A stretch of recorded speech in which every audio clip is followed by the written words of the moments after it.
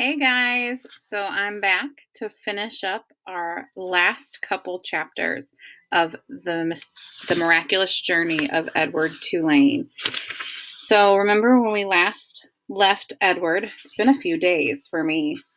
The China rabbit, he had met the doll that had also been broken, and from the doll that also had been broken, he learned that he had to open his heart, because if he just kept feeling like things were over and he kept looking to the past, that he wouldn't be open to the great things that might be coming. It's kind of like we talk about having a positive attitude. So that way, good things, you can be expecting good things to come and not focusing on the bad things that might happen too. So, chapter 27, and we see there is a picture of a person with an umbrella. I wonder who that might be. Seasons passed, fall and winter, and spring and summer. Leaves blew in through the open door of Lucius Clark's shop, and rain and the green, outrageous, hopeful light of spring. People came and went, grandmothers and doll collectors, and little girls with their mothers. Edward Tulane waited. The seasons turned into years. Edward Tulane waited. He repeated the old doll's words over and over, until they wore a smooth groove of hope in his brain. Someone will come. Someone will come for you. And the old doll was right. Someone did come. It was springtime. It was raining. There were dogwood blossoms on the floor of Lucius Clark's shop. She was a small girl, maybe 5 years old, and while her mother struggled to close a blue umbrella, the little girl walked around the store, stopping and staring solemnly at each doll, and then moving on. When she came to Edward, she stood in front of him for what seemed like a long time. She looked at him, and he looked back at her. So if you can picture this little 5-year-old girl, usually little 5-year-old girls are very excited. When you've seen my children, they have lots of energy. And so solemnly is kind of the opposite of that, just being calm and really thinking. It can almost have sometimes a bit of a sad tone to it, but it doesn't necessarily have to mean sad.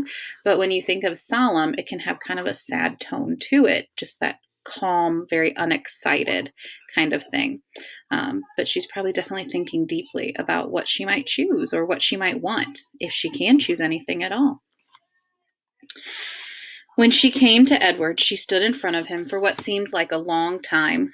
She looked at him, and he looked back at her. Someone will come, Edward said. Someone will come for me. The little girl smiled and stood on her tiptoes and took Edward off the shelf. She cradled him in her arms. She held him in the same ferocious, tender way Sarah Ruth had held him. Oh, thought Edward, I remember this. Madam, said Lucius Clark, could you please attend to your daughter? She is holding a very fragile, very precious, quite expensive doll. Maggie, said the woman. She looked up from the still open umbrella.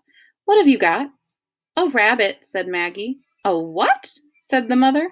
A rabbit, said Maggie again. I want him. Remember, we're not buying anything today. We're looking only, said the woman. Madam, said Lucius Clark, please. Sounds like he might be worried the little girl might drop him and he would break. The woman came and stood over Maggie. She looked down at Edward. The rabbit felt dizzy. He wondered for a minute if his head had cracked open again, as if he was dreaming. Look, Mama, said Maggie. Look at him. I see him, said the woman. She dropped the umbrella. She put her hand on the locket that hung around her neck, and Edward saw it was not a locket at all. It was a watch, a pocket watch. It was his watch. Edward, said Aibileen. Yes, said Edward. Edward, she said again, certain this time. Yes, yes, said Edward. Yes, yes, yes, it's me. So I want to show you the words. So you can see that there's quotation marks around what Aibileen is saying. There's not quotation marks around what Edward is saying. So he's thinking it, like he's not saying it out loud because he's a doll.